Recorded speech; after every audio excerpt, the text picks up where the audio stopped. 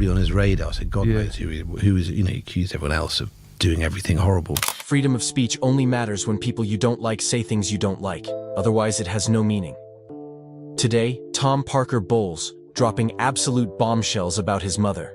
It is getting nuclear now, Steve. Yeah, Carl, nuclear doesn't even begin to describe this royal family meltdown unfolding right before our eyes. He's gone. No reconciliation, no forgiveness, not even a courtesy call to Buckingham Palace. Tom Parker Bowles has cut all ties with Queen Camilla, and the timing couldn't be more catastrophic. Why? Because a shocking DNA test just revealed the truth about Camilla's own paternity, and the results are sending shockwaves through the monarchy. Oh, and royal biographers are now involved, reportedly scrambling to rewrite history books that could turn this family drama into a constitutional crisis. So what exactly did this DNA test show that has the royal family in panic mode? Why is Tom suddenly distancing himself from his mother like she's radioactive? Stick around. The plot is thicker than royal blood. But first, smash that like button and hit subscribe so you don't miss a single update in this wild royal family implosion. Did you just subscribe? Awesome. Let's dive into this royal mess. It started like any ordinary family research project. Tom Parker Bowles, respected food critic and son of Queen Camilla, reportedly took one of those ancestry DNA tests. You know, the kind millions of people take every day just for fun. But what happened next was anything but ordinary. Tom was on that cooking show last month saying how proud he was of his heritage. "I've always been fascinated by my family history on both sides," he said with that trademark, aristocratic smile. "I thought I knew exactly where I came from. But that smile has vanished." According to multiple sources close to the royal family, Tom received results that indicated Queen Camilla's biological father was not Major Bruce Shand, as everyone had believed for over 75 years. Yeah, this DNA test apparently revealed that Camilla's actual biological father was someone completely different, a man with connections to the highest levels of British aristocracy, and with secret ties to the royal family itself. Translation: the entire royal lineage just got complicated. Tom reportedly confronted his mother with these results at a private meeting at Clarence House 2 weeks ago. Witnesses describe hearing raised voices and emotional exchanges before Tom stormed out, visibly shaken. Since that day, complete radio silence between mother and son. One palace insider told us, "This isn't just about family secrets. There are serious constitutional questions about bloodlines and succession that could rock the monarchy to its core." And as if that wasn't explosive enough, royal watchers started connecting the dots. You heard that right? According to several royal journalists, this paternity revelation potentially explains why King Charles was so determined to marry Camilla, despite all the obstacles and public disapproval. "It's like the pieces of a puzzle suddenly falling into place," said one royal expert who requested anonymity. "If Camilla's biological father is who we now think it would rewrite decades of royal history. Remember how the Queen was initially against Charles marrying Camilla? Yeah, theories like that get a whole new meaning when you consider what DNA might have revealed behind palace walls. And guess what? As soon as whispers of this DNA test began circulating, Tom Parker Bowles vanished from public life. No one saw it coming. One day he's at a book signing promoting his latest cookbook, and the next, gone. No scheduled appearances, no social media updates, not even a comment through his publisher. According to sources within Tom's inner circle, he's gone completely off-grid at a friend's estate in Scotland. And this wasn't some planned vacation. Insiders say he felt blindsided, betrayed, and unprepared for the identity crisis this DNA bombshell triggered. The test results, the confrontation with his mother, the implications for the royal family. It was all too much. So he cut ties completely. Some say he's already consulted lawyers about legally changing his surname. Others say he's preparing a tell-all memoir that would make Prince Harry's Spare look like a bedtime story. What's clear? His relationship with Queen Camilla appears irreparably damaged, and the ripple effects are just beginning to hit Buckingham Palace. And social media? Oh, it's melting down. As rumors of this family fracture spread, hashtags started trending instantly. Royal DNA scandal. Not her son. Camilla secrets. One viral tweet read, "If your entire identity was built on a lie, wouldn't you distance yourself too?" Another said, "Tom deserves better than decades of deception. Maybe now we'll get the whole truth about the Windsor-Parker Bowles connection." Critics are calling this the biggest royal cover-up since the abdication crisis. royal. Commentators argue that this paternity question raises serious concerns about who knew what and when. But others? They think this could get even worse. Palace PR teams are reportedly in full-on crisis mode. Sources say that top royal advisors are working around the clock on damage control because, let's be honest, this isn't the first family secret the royals have tried to bury, but it might be the first time DNA evidence has blown the lid off generations of carefully constructed narratives. Book publishers are circling. Documentary filmmakers are pitching projects. The royal family is scrambling. Some insiders claim King Charles himself is now trying to act as mediator between his wife and stepson to prevent further family implosion. But with DNA evidence involved, that reconciliation might be impossible. "I want the truth to finally come out," one of Tom's friends reportedly told a British tabloid. "There's something in those royal bloodlines that they've been hiding for generations. This isn't just another celebrity family drama. This is a potential rewriting of modern royal history. It's about identity, legitimacy, and whether the British monarchy can survive yet another scandal that challenges its very foundations." The royal biographer Penelope Hartwick-Smythe didn't mince words when interviewed yesterday. This revelation creates legitimate questions about Camilla's rapid rise from mistress to queen. If her biological father was indeed connected to the royal family as these DNA results suggest, it paints the entire Charles-Diana-Camilla triangle in a completely different light. And the royal experts aren't stopping there. Historians are now reportedly re-examining photographs, letters, and diaries from the 1940s, looking for clues that might have been missed about Camilla's true paternity. "The physical resemblance is undeniable once you know what to look for," said royal historian Malcolm Thornbridge. "Compare photographs of Camilla with her supposed father, and then with this other gentleman from the aristocracy. The evidence has been hiding in plain sight all along. Whether Tom eventually reconciles with his mother or not, this moment has already changed the royal family forever. The DNA doesn't lie, the family bonds are fractured, and now the public and historians alike are watching every development with renewed scrutiny. Will Tom break his silence with a tell-all interview? Will more royal family secrets come to light through other DNA revelations? And will Queen Camilla be forced to publicly address her true paternity, or continue the generations of secrecy? According to sources close to Tom, he's currently working with genealogists to trace this newly discovered biological lineage, potentially uncovering even more shocking connections to other prominent British families. "This isn't just about Tom and Camilla anymore," said one royal expert. "If these DNA results show what we think they do, there could be ripple effects throughout the aristocracy. Other families might discover their histories aren't what they believed either." Some royal watchers believe this explains why Camilla was so determined to marry into the royal family despite all the obstacles. "It wasn't just love," suggested one commentator. "If her biological father was who we now think, she may have felt entitled to that position all along." Palace insiders report that King Charles is deeply concerned about the impact this revelation is having on the already fragile public perception of the monarchy. Coming so soon after Harry and Meghan's departure and Prince Andrew's scandals, "This is the last thing the king needed," said one source. Genealogists are now reportedly inundated with requests from members of the public who believe they might be related to this newly revealed royal connection. "Everyone wants to know if they're somehow connected to this secret branch of the family tree," said one DNA testing expert. But the real question remains, what will Tom do next? Will he use this revelation to forge a new identity completely separate from the royal circus?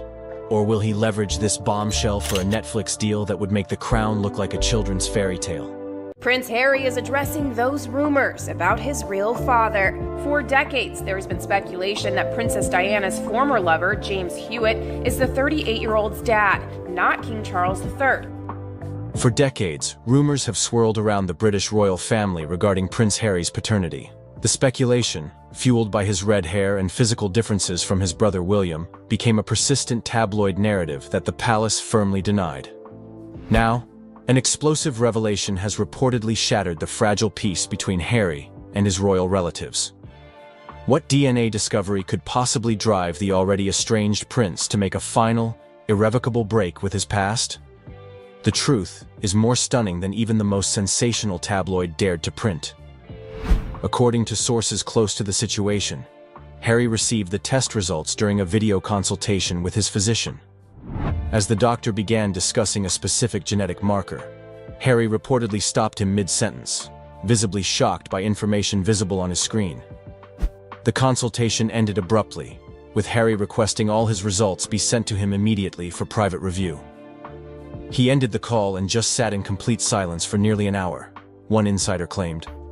Meghan found him still staring at the results when she returned from taking Archie to his playgroup. He looked like he'd seen a ghost.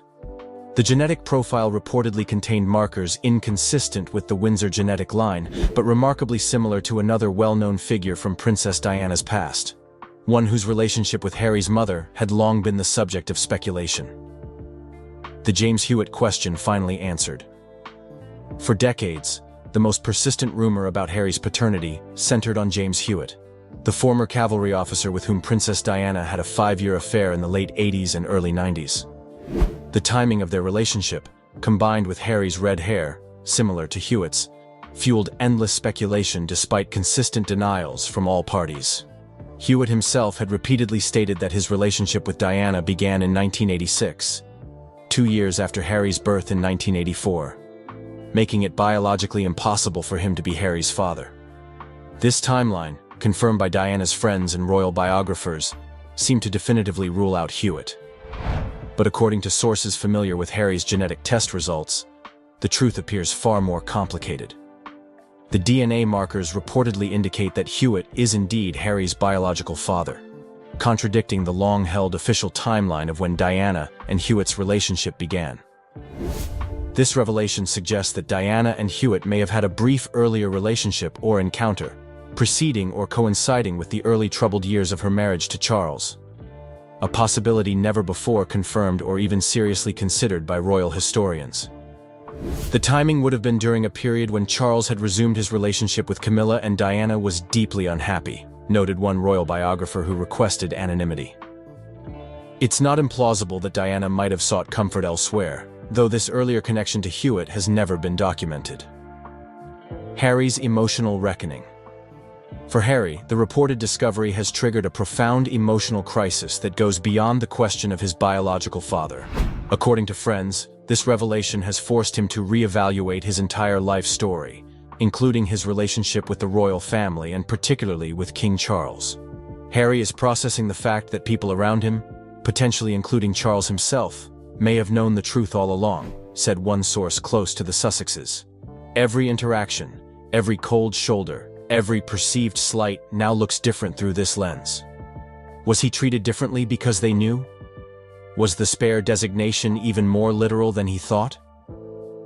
The timing of this discovery has reportedly been especially painful given the contents of Harry's memoir, Spare, published in 2023.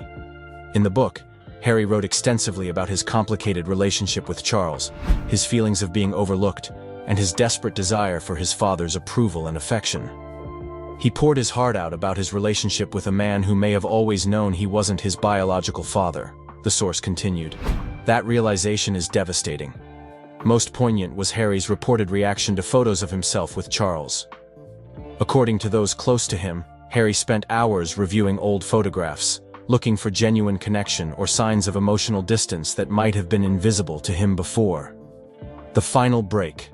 While Harry has maintained public silence about these revelations, his actions speak volumes about his response.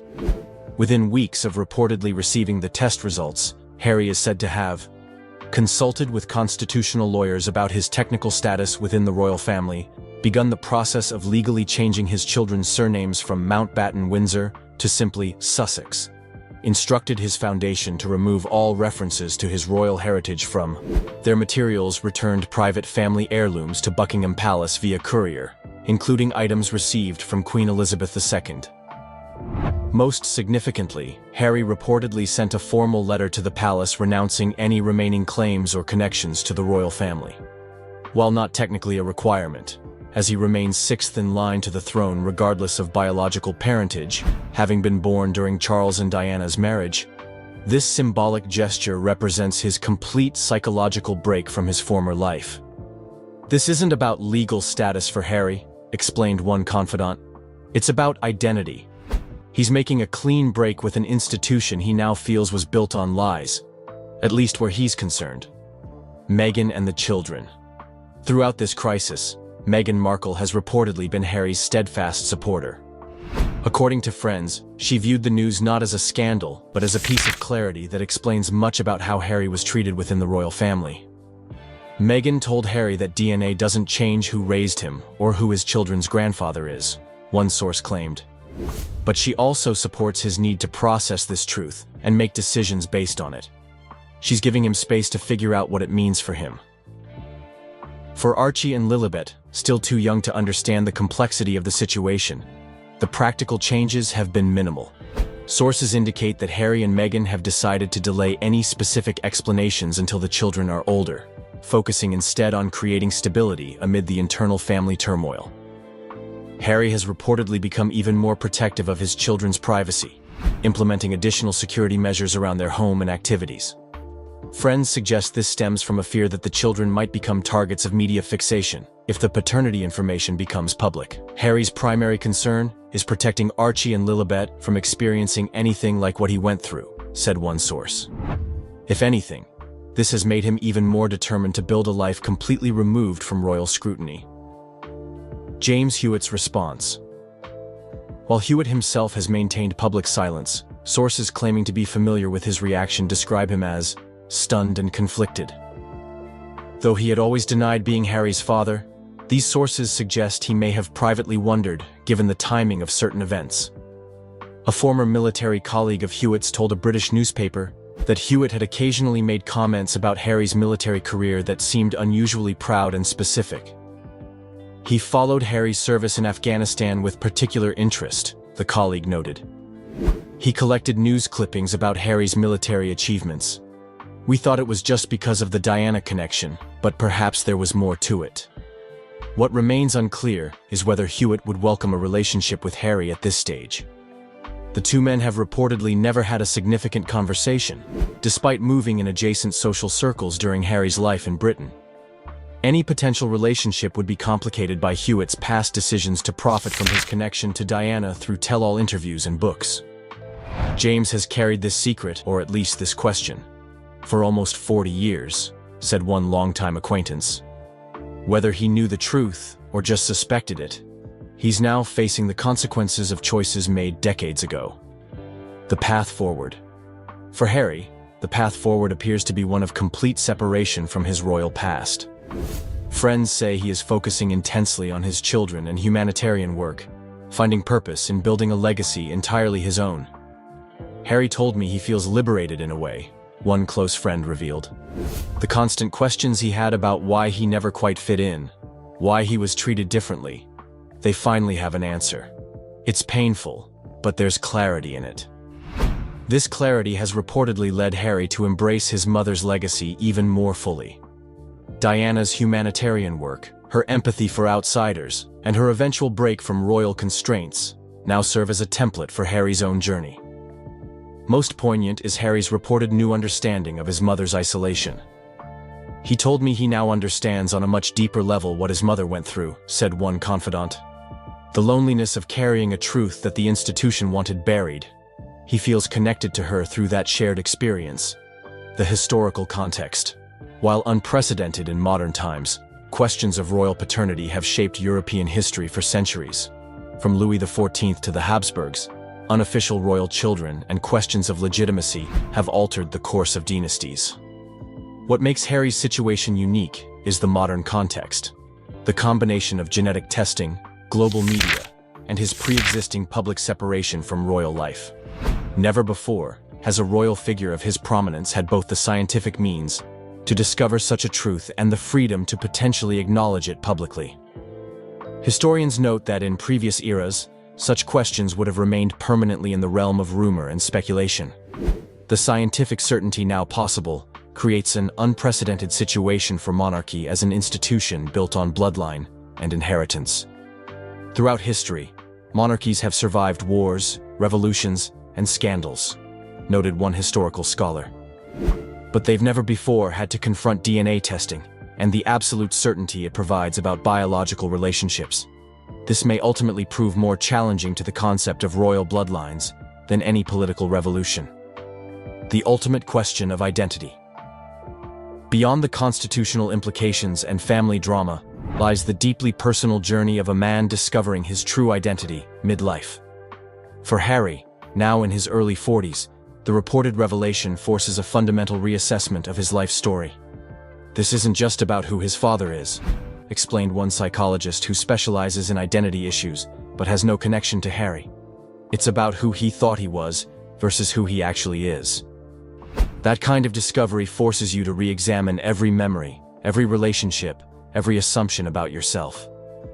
Friends say Harry is approaching this reckoning with remarkable resilience, drawing on the personal growth he's achieved through therapy and his new life in America. Rather than being destroyed by this discovery, he appears to be integrating it into a new understanding of himself. "Harry told me that he finally feels free to be fully himself," said one associate. "Not a prince, not a duke, not a spare. Just Harry, son of Diana, father to his children, husband to Meghan." There's a profound simplicity to that identity that he finds peaceful. For a man whose life has been defined by titles, expectations, and public scrutiny, this final cutting of ties, prompted by the most personal of discoveries, may ultimately provide the clean break he has been seeking since stepping back from royal duties in 2020. In choosing to build his identity around the truth rather than inherited titles or institutional expectations, Harry appears to be following a path his mother might have recognized, choosing authenticity over tradition and personal truth over public expectation. Our new Prince and Princess of Wales will, I know, continue to inspire and lead our national conversations, helping to bring the marginal to the center ground. King Charles has stunned the world by bestowing the prestigious title of Royal Guardian of National Heritage upon Kate Middleton, shaking the monarchy to its core. This historic decision redefines centuries-old traditions and marks a transformative moment for the royal family. For decades, this role has been associated with the monarch's spouse, but now, Kate steps into the spotlight, carrying the weight of history. Let us explore the profound implications of this unprecedented move, the new heir to a timeless role. First, the Royal Guardian of National Heritage title is not something you pick up like a souvenir. It has been traditionally reserved for the Queen Consort, and it is one of the most prestigious roles within the royal system. The fact that Camilla has been expecting it, preparing for it with dignity and determination, makes this transition even more intriguing. Kate, the Princess of Wales, has now been marked as the custodian of this legacy. That is huge. You are not just being given a title. You are inheriting expectations, duties, and a public profile that will follow you forever. This is just the beginning of a legacy that could reshape the monarchy forever. Why now? Why Kate? These are the big questions floating around. Camilla has been working diligently alongside Charles, logging hundreds of engagements every year. She has seen firsthand what it takes to be at the center of royal life. And now, at 77, she is watching as the role she believed would be hers has been passed to her daughter-in-law.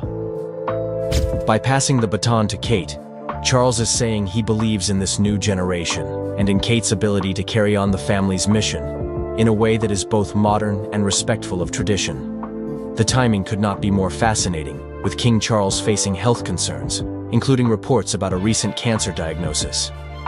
The monarchy's stability is under a microscope. There is an urgent need to prepare the younger royals for the responsibilities they will eventually shoulder. By giving Kate such a high-profile role now, the family is laying the groundwork for her to step up when needed. It is not just a nice gesture, it is a strategic move. Let us talk about the symbolism here. The Royal Guardian title is not just about prestige, it is about continuity. For centuries, this role has been a cornerstone of royal tradition. By giving it to Kate, Charles is bridging the past and the future.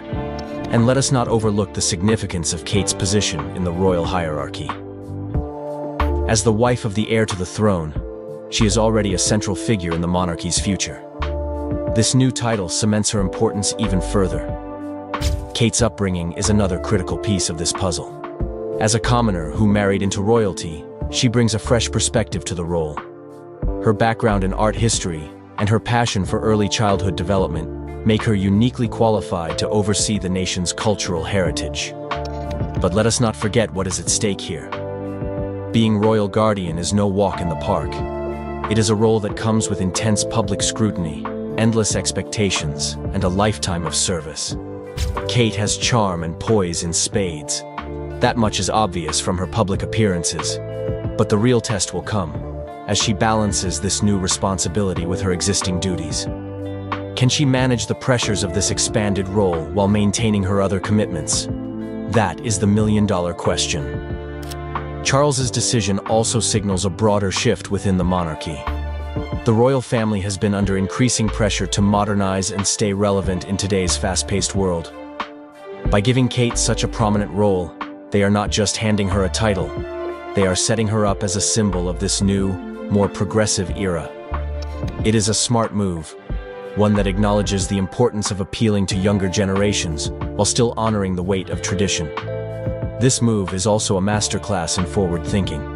Charles is not just making decisions for today, he is planning for the monarchy's future. Kate's legacy is one of grace, dedication, and a measured approach to royal life. If she can channel these qualities into her new role, she will be in good shape. What makes Kate's position even more compelling is her potential to redefine what it means to be royal in the 21st century. The days of purely ceremonial duties are fading. Royals are now expected to champion causes, connect with the public, and use their platforms for good. Kate, with her natural charisma and genuine empathy, is perfectly positioned to take on these challenges. This transition also raises interesting questions about influence and power within the monarchy.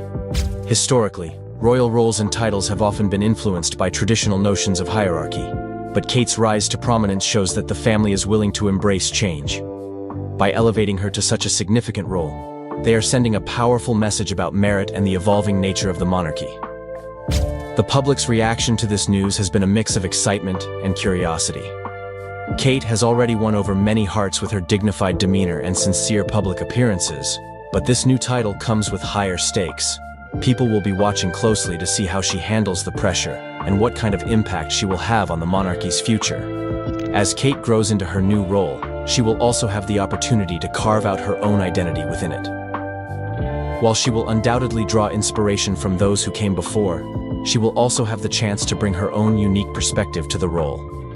Whether it is through heritage conservation, public advocacy, or educational initiatives, Kate has the potential to leave a lasting mark on the monarchy. Charles's choice marks a turning point for the royal family, shaping its future in surprising ways. The crown's youngest symbol of continuity and progress.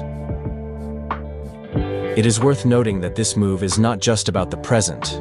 It is about securing the monarchy's future in a world that is increasingly skeptical of traditional institutions. The royal family needs to demonstrate its relevance, and by investing in Kate and giving her a meaningful role, they are showing a commitment to evolution and adaptability. Kate's new title is a key part of that strategy. Of course, none of this guarantees smooth sailing. The challenges ahead are enormous.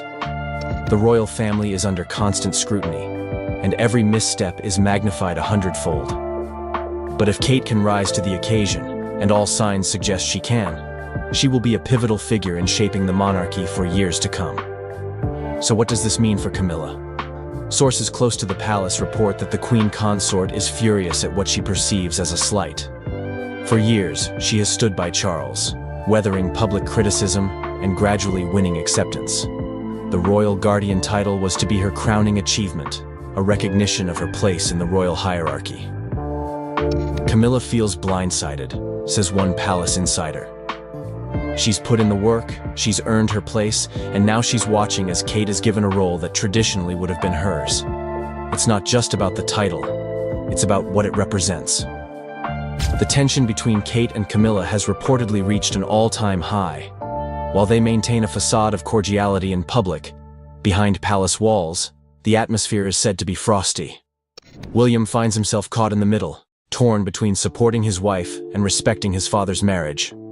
Charles, for his part, is said to be standing firm on his decision. The king believes this is what's best for the monarchy, explains a royal correspondent. He has the utmost respect for Camilla, but he's thinking about the institution's future.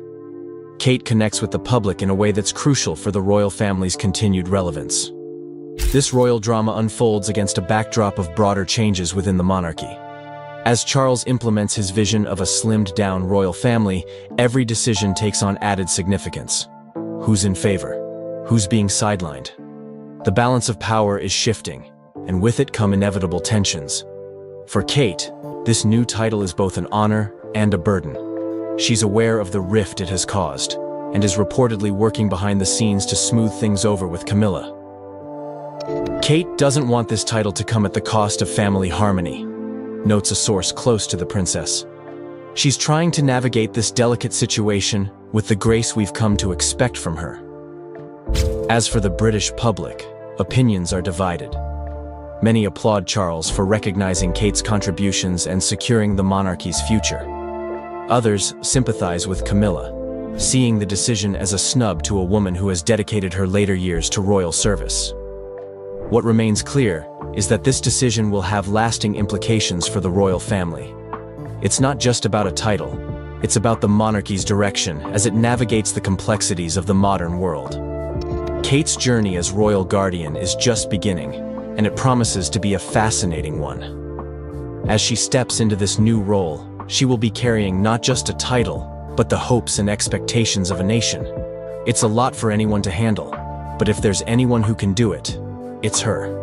And with the support of William and her children, Kate is poised to become a defining figure in the next chapter of royal history. As we dive deeper into the significance of this title transfer, it's essential to understand what makes the royal guardian role so unique. This title, historically associated with the preservation and promotion of Britain's cultural heritage, carries enormous responsibility. The Guardian oversees the royal collection, one of the largest and most important art collections in the world, and serves as a patron to numerous cultural institutions across the United Kingdom. It's a role that requires not just an appreciation for history, but a vision for how that history connects to the present and future. Kate's background in art history makes her particularly well-suited for this aspect of the role. Her degree from St. Andrews and her subsequent work with the National Portrait Gallery have given her a solid foundation in the arts. But the title encompasses more than just art and artifacts. It's about preserving and promoting the intangible heritage that defines British identity. Camilla's disappointment stems partly from her own passion for these areas. Over the years, she has cultivated relationships with numerous heritage organizations and has shown a genuine interest in preserving Britain's cultural legacy. To see this responsibility given to Kate feels, to her, like a repudiation of her efforts. There's a sense that Camilla has been passed over, explains one royal historian. It's not just about ego, it's about recognition for years of dedicated service. The timing of this announcement has also raised eyebrows, coming as it does during a period of transition for the monarchy, with Charles still establishing himself as king. It suggests a deliberate strategy. Perhaps Charles is using this appointment to signal the direction he wants the monarchy to take, one that embraces modernity while respecting tradition. Kate's early exposure to public life has already set the stage for her to embrace this responsibility. From accompanying the royal family at major events to engaging with the public on her own initiatives, she has shown an ability to connect with people across all walks of life, a skill that will be invaluable as she grows into her new role. Her interactions with the public have been marked by a natural warmth and genuine interest that suggests she is well suited for the demands of royal life. But what does it mean for the monarchy to have Kate in such a prominent role in this modern age? For one, it signals a willingness to adapt and embrace change. The British monarchy, an institution steeped in tradition, has often been criticized for being slow to evolve. By elevating Kate to such a prominent role, the royal family is taking a step towards modernization. This move acknowledges the importance of engaging with younger generations and addressing contemporary issues. Kate's role will likely involve a mix of traditional duties and modern initiatives. She may take on ceremonial roles, such as representing the monarchy at cultural events, while also championing causes that resonate with her generation. Issues like early childhood development, mental health, and arts education are likely to feature prominently in her work, reflecting the evolving priorities of the monarchy. This transition also highlights the importance of forward-looking leadership within the royal family. Charles's decision to elevate Kate is not just about the present, it's about preparing for the future. As the monarchy continues to navigate the challenges of the 21st century, Kate's perspective as a relatively younger royal, with a connection to ordinary Britons, will be invaluable. While the title of Royal Guardian carries significant weight, It also offers Kate a unique platform to shape her own identity within the royal family. Unlike her other roles, which may come with more rigid expectations, this position allows her to carve out a distinct path. This individuality will be crucial as she balances the expectations of her role with her own aspirations and interests. As we look to the future, Kate's journey will undoubtedly be shaped by the changing dynamics of the royal family. With the passing of time and the emergence of new challenges, the monarchy will need to continue adapting. Kate's role as royal guardian will be a critical part of this evolution, serving as a bridge between tradition and progress. The decision to bestow this title on Kate also reflects a broader trend within the monarchy. The emphasis on continuity and stability in a world that is constantly changing. The royal family's ability to adapt while maintaining its core values is essential, and by investing in Kate, the monarchy is ensuring that it remains relevant and resilient in the face of future challenges. Kate's ascent to the role of royal guardian is a moment of great significance, not just for her, but for the monarchy as a whole. It marks the beginning of a new chapter, one that is filled with promise and potential. As she grows into this role, Kate will have the opportunity to leave a lasting impact on the institution and the people it serves. And despite the current tensions with Camilla, there's hope that time will heal these wounds, and that both women will find their place in this evolving royal landscape. For now, all eyes are on Kate as she takes on this new responsibility. The world watches with anticipation to see how she will shape this historic role and, by extension, the future of the British monarchy. In the grand tapestry of royal history, this moment may well be remembered as a pivotal turning point, a time when the monarchy once again demonstrated its remarkable ability to adapt and endure, even in the face of internal strife and external challenges. The saga of the royal guardian title is far from over. Indeed, it is just beginning. And like all great royal dramas, it promises to be a tale of ambition, duty, rivalry, and ultimately, the unyielding weight of the crown.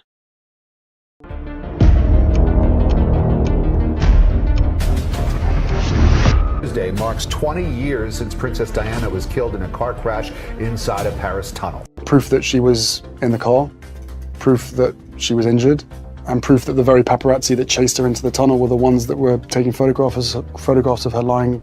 The royal family is known for being calm and collected, but behind the palace walls, something big just happened. Prince William, who is usually so quiet and controlled, lost his temper in a way no one expected. He was angry, and the reason for his outburst was shocking. It all started with something about his mother, Princess Diana, that he never thought he'd hear again. A surprising new connection has come out, something that ties Queen Camilla to the sad and tragic death of Princess Diana. This new information is more than just a rumor.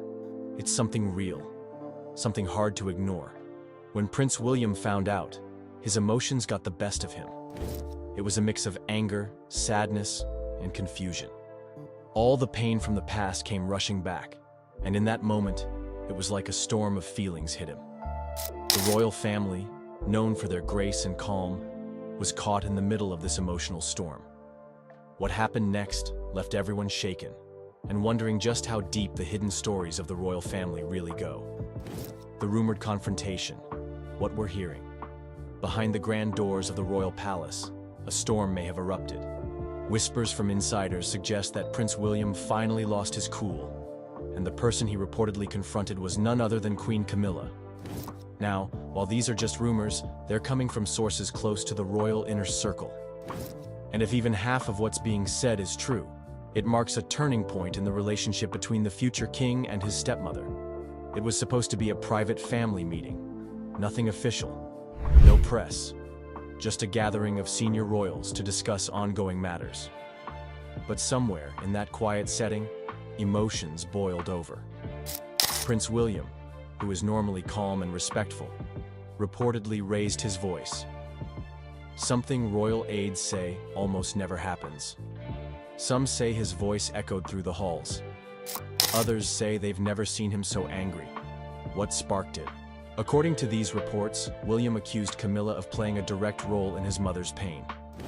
He supposedly said he had proof, not proof of any crime, but proof that Camilla used psychological tactics to isolate Princess Diana. He claimed she manipulated people around her, encouraged Charles to pull away from Diana emotionally, and helped paint Diana as unstable. The confrontation was said to be so heated that royal staff had to step in. Some even say Prince Charles arrived during the outburst and tried to calm things down, but William was too upset to listen.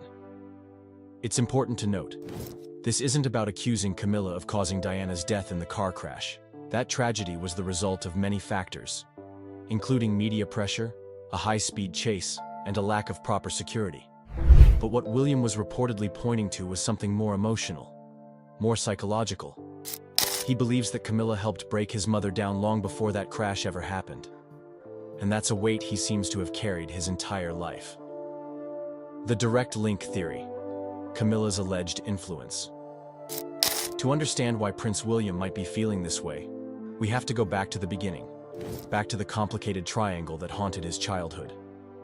Princess Diana was just 20 years old when she married Prince Charles. She was young, beautiful, and full of hope. But even before the wedding, Camilla was in the picture. Charles and Camilla had a history, a deep emotional connection that never fully went away, even during his marriage to Diana. Diana herself once said in a now famous interview, "There were 3 of us in this marriage, so it was a bit crowded." Camilla wasn't just a background figure. She was present in Charles's life, in his thoughts, and possibly in his decisions. That presence, over time, wore down Diana. Some royal watchers and biographers now believe that Camilla did more than just remain close to Charles. She allegedly influenced how he treated Diana. There are claims that Camilla encouraged Charles to step back emotionally, that she urged him to assert control in public, pushing Diana into a corner when it came to media attention. Diana, once adored by the public, began to be portrayed by some newspapers as unstable or emotional. Some insiders believe this wasn't just natural media evolution. They suspect that people around Charles, possibly including Camilla, played a role in shaping that narrative. Even more troubling are the rumors that Camilla used her connections inside the palace to make Diana's life harder. That she worked with loyal staff to control Diana's access to certain meetings, events, and even private family time.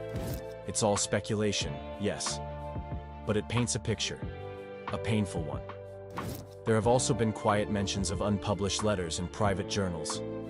In them, Diana reportedly spoke about feeling surrounded and watched. She believed someone within the palace was trying to undermine her at every step. In her iconic Panorama interview with Martin Bashir, Diana didn't name names, but she did say she felt there were dark forces working against her. People who didn't want her to succeed, people who wanted her gone. Could Camilla have been one of them? That's the theory William is said to be considering. Or maybe it's something he's believed for a long time, and only now feels ready to confront. Prince William's mental and emotional breaking point. Prince William has always been seen as the steady royal. He rarely complains, never shares personal feelings with the public, and holds tightly to the royal code of silence. But no one can carry grief forever. And William has been carrying his for more than 2 decades. He was only 15 years old when his mother died. That kind of loss changes a person. It shapes how you see the world, and the people in it. Over the years, William has made public tributes to his mother. He's spoken about her warmth, her love, and how much he wishes she had been there to see his children grow. But what he doesn't say, others now are saying for him. Sources close to the royal family believe William never fully forgave Camilla. He played the part. He smiled when cameras were on. He supported her marriage to Charles in public. But deep down, they say, there was always anger. And recently, that anger may have grown stronger. Several things may have triggered William's emotional breaking point. One of them is the Netflix show The Crown, which dramatized his mother's pain all over again. Watching her heartbreak unfold, watching his father's coldness, and seeing Camilla's constant presence must have been devastating. Then there's the constant media spotlight on Diana's legacy.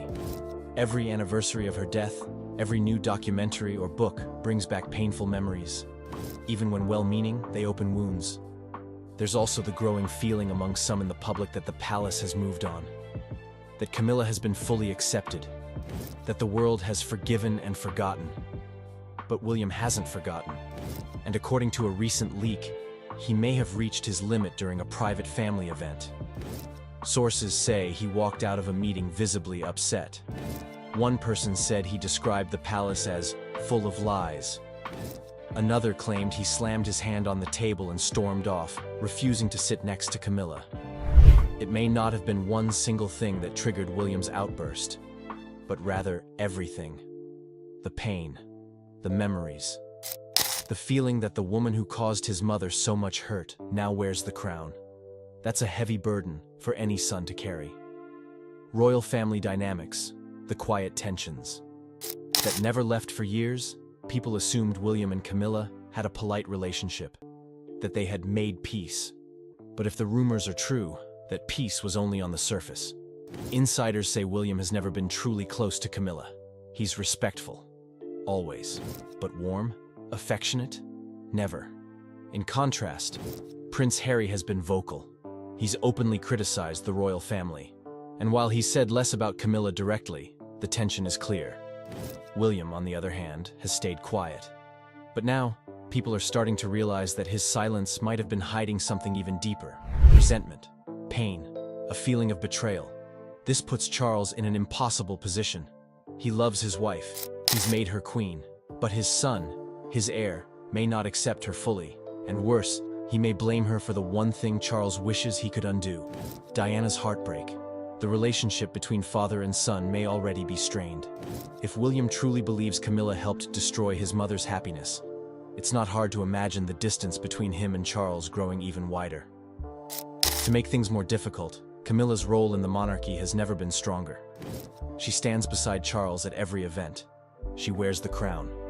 She's introduced as queen, not queen consort, but queen. That title alone could be a trigger for William.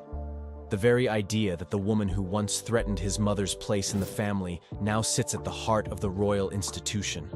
It's a lot to take in. And if recent events are any clue, William may no longer be willing to stay silent about it. This shocking story has turned everything we thought we knew about the royal family upside down. It's a reminder that even the most powerful people have hidden struggles and deep emotions they're dealing with. Prince William's reaction shows just how painful the past can be, no matter how much time has passed. If this story caught your attention, don't forget to like the video and subscribe to stay updated on more breaking news. And feel free to share your thoughts in the comments. What do you think about this surprising twist in the royal family's history? Every comment helps keep the conversation going. Prince Harry is addressing those rumors about his real father. For decades, there has been speculation that Princess Diana's former lover, James Hewitt, is the 38-year-old's dad, not King Charles III. For decades, rumors have swirled around the British royal family regarding Prince Harry's paternity. The speculation, fueled by his red hair and physical differences from his brother William, became a persistent tabloid narrative that the palace firmly denied. Now, an explosive revelation has reportedly shattered the fragile peace between Harry and his royal relatives. What DNA discovery could possibly drive the already estranged prince to make a final, irrevocable break with his past? The truth is more stunning than even the most sensational tabloid dared to print. According to sources close to the situation, Harry received the test results during a video consultation with his physician. As the doctor began discussing a specific genetic marker, Harry reportedly stopped him mid-sentence, visibly shocked by information visible on his screen. The consultation ended abruptly, with Harry requesting all his results be sent to him immediately for private review. He ended the call and just sat in complete silence for nearly an hour, one insider claimed. Meghan found him still staring at the results when she returned from taking Archie to his playgroup. He looked like he'd seen a ghost. The genetic profile reportedly contained markers inconsistent with the Windsor genetic line, but remarkably similar to another well-known figure from Princess Diana's past, one whose relationship with Harry's mother had long been the subject of speculation. The James Hewitt question finally answered.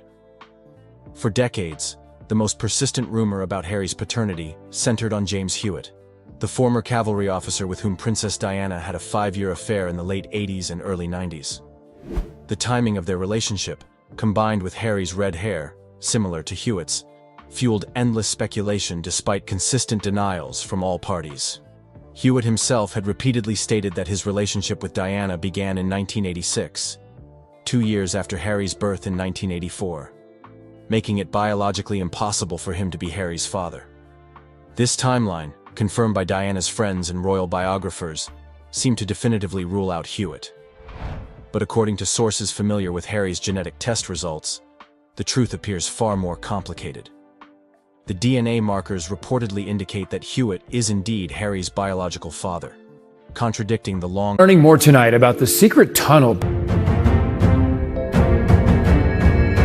Recently uncovered security footage has revealed something that Buckingham Palace never wanted the public to see: a secret underground tunnel network with Queen Camilla at its center. What began as a routine archive digitization project has unveiled video evidence that experts are calling historically significant and deeply troubling.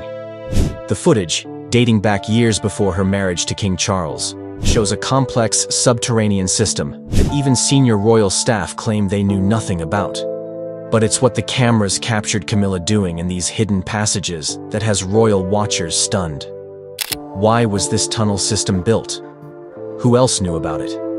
And most importantly, what was really happening beneath the royal residence when the world wasn't watching? Stay tuned, because this discovery changes everything we thought we knew about the Queen and the modern monarchy. The accidental discovery. When junior archivist Thomas Merritt began the tedious process of digitizing old security footage from royal properties, he expected months of mundane work, cataloging ceremonial events, documenting visitor arrivals, and preserving routine security feeds for historical records.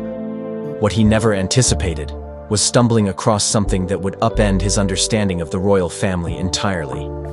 I was working through footage from 2018, focusing on exterior cameras from a rarely used entrance at Clarence House, revealed our source close to the royal archives. That's when I noticed something odd. Regular patterns of activity during early morning hours when the residence was supposed to be inactive. The footage, captured by security cameras installed during a routine system upgrade, showed Queen Camilla, then still the Duchess of Cornwall, repeatedly accessing what appeared to be a service entrance at precisely 4:30 a.m. on multiple dates. What made these visits unusual wasn't just the timing, but the systematic way they occurred.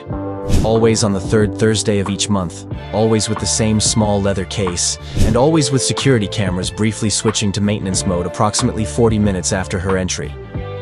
Intrigued by this pattern, Merritt began cross-referencing with other security feeds, eventually discovering a camera angle that had inadvertently captured something extraordinary.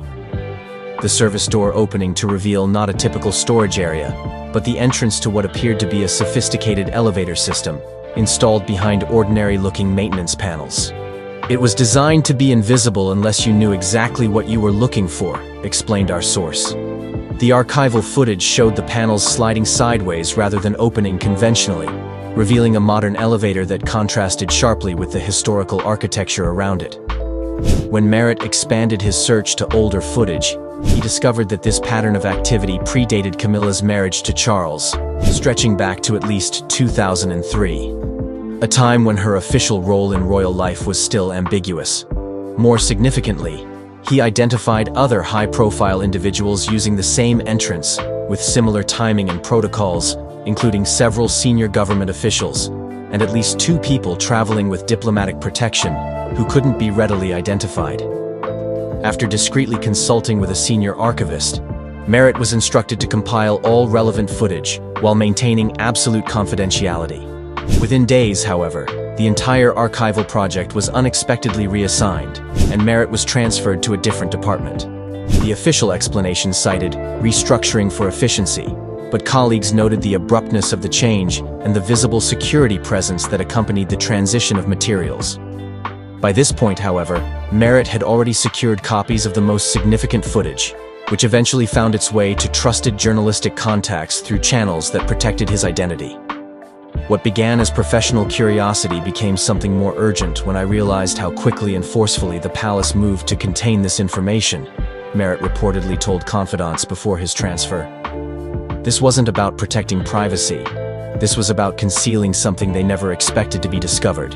The underground network, the most revealing footage, captured by a security camera that was apparently installed incorrectly during a 2017 upgrade, shows what lies beyond the hidden elevator, the beginning of a sophisticated tunnel system that bears no resemblance to the ancient passages tourists sometimes hear about on historical tours of royal properties.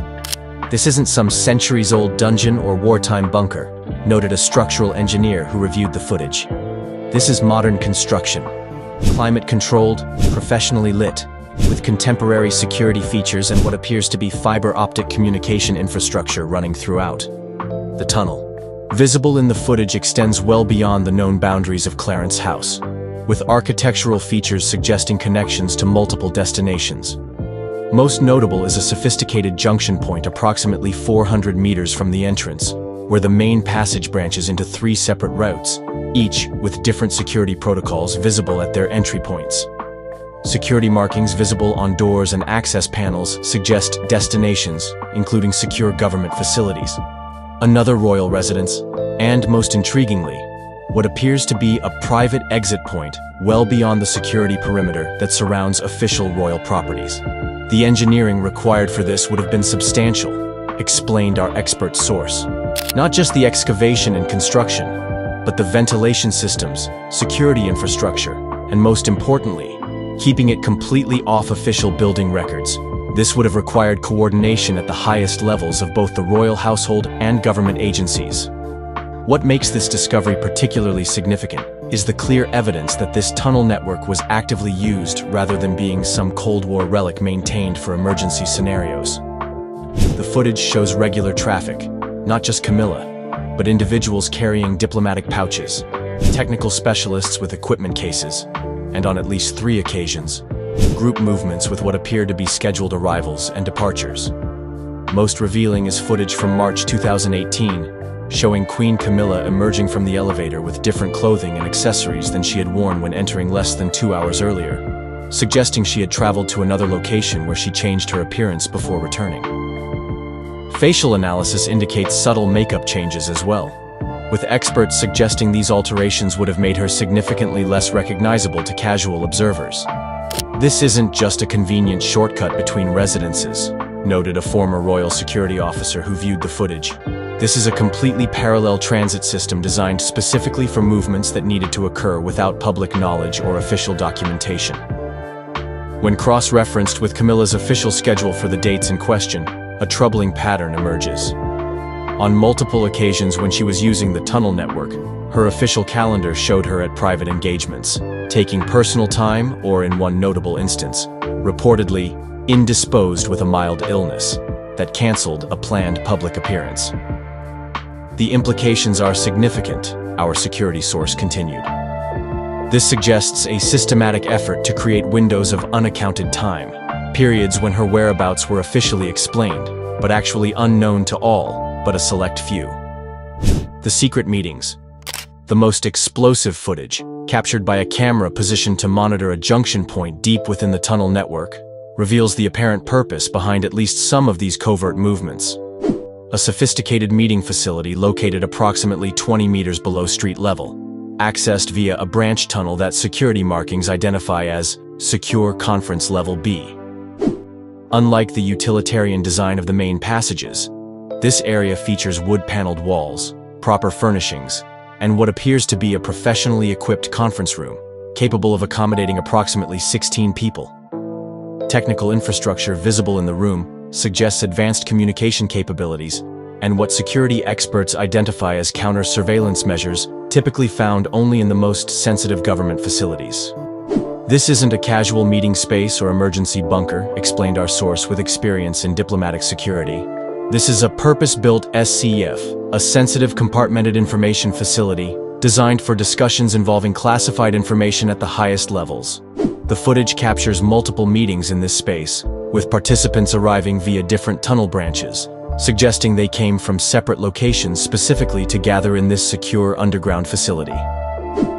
Facial recognition analysis has identified several attendees, including senior British intelligence officials, foreign diplomatic personnel, and in one particularly significant meeting, individuals associated with private financial institutions alongside government representatives. Queen Camilla is visible participating actively in several of these gatherings, not as a passive observer, but as someone central to the discussions. In one sequence, she can be seen presenting materials from her leather case, while others take notes. In another, she appears to be operating sophisticated communication equipment, connecting the underground facility to unseen participants elsewhere. Her body language and positioning in these meetings is telling, noted a body language expert who reviewed the footage. This isn't someone being briefed or informed, this is someone directing conversations and apparently making decisions. She occupies what nonverbal communication analysts would identify as the power position in these interactions. Most troubling is the timing of several meetings captured in the footage. When cross-referenced with world events, they correspond with significant diplomatic developments, financial market fluctuations, and in at least 2 cases, major political announcements that followed within days of these underground gatherings. One particularly notable meeting occurred just hours before a major government policy announcement regarding international security arrangements, a timeline suggesting discussion of information that had not yet been made public or presented to Parliament. The constitutional implications are profound, noted a legal scholar who specializes in royal protocols. The monarchy is supposed to be apolitical and certainly not involved in security operations or policy formation outside very narrow constitutional parameters. This footage suggests activities that exist completely outside that traditional framework. Perhaps most significant is who isn't visible in any of the footage: King Charles, then Prince of Wales. His apparent absence from these underground activities raises questions about whether this represented a parallel operation that existed alongside official royal functions, but remained separate from the direct line of succession. The hidden communications center beyond the conference facility, the footage reveals another specialized area within the underground network, a sophisticated communications center with technology that experts describe as significantly advanced compared to what would be expected in typical royal or government facilities. This equipment represents capabilities beyond standard secure communications, noted a technical specialist who reviewed the footage. Some components visible in these images are consistent with specialized systems used for certain intelligence operations, equipment that would have no logical purpose in routine royal activities. Multiple workstations with encrypted communication systems, satellite uplink capabilities, and what appear to be specialized data analysis tools suggest an operational center rather than simply a secure communication point. Most notably, the systems appear to be actively monitored around the clock, with technical staff visible maintaining operations even when no meetings were taking place. Footage from this communication hub shows Queen Camilla receiving what appear to be regular briefings from technical specialists, reviewing materials with security classifications clearly visible on folders, and in one sequence, participating in what seems to be a secure video conference with individuals whose identities cannot be determined from the available angles. The level of engagement shown in this footage is remarkable, explained our security source. This isn't ceremonial or symbolic involvement.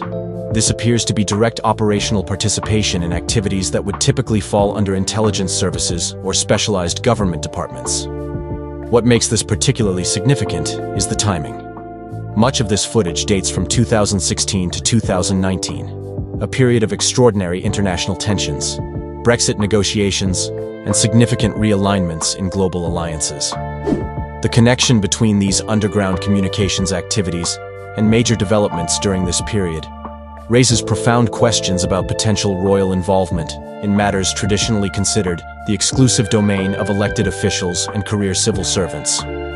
If authenticated, this footage would represent a paradigm shift in our understanding of how influence and information flow at the highest levels of British society, noted a political historian consulted on the materials. It suggests channels of communication and decision-making that exist completely outside the publicly acknowledged structures of governance. The palace response. When approached with detailed descriptions of the footage and specific questions about the underground facility, Buckingham Palace initially issued a terse statement, neither confirming nor denying the existence of such a tunnel network.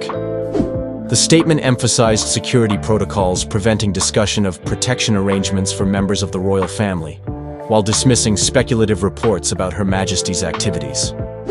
Within 48 hours, however, as the specificity of the information became clear, palace representatives shifted to a different strategy, acknowledging certain secure movement infrastructure, dating back to various historical periods, while framing any such facilities as primarily focused on emergency evacuation procedures and the personal safety of the royal family. There exist certain historical passages and security arrangements at various royal residences, some dating back centuries and others modernized during more recent periods of security concern. The updated statement noted, "These are regularly reviewed and maintained as part of overall security protocols and remain classified for obvious safety reasons." This carefully worded acknowledgement, however, avoided addressing the specific activities captured in the footage, the regular pattern of meetings, or Queen Camilla's apparent role in what seemed to be operational rather than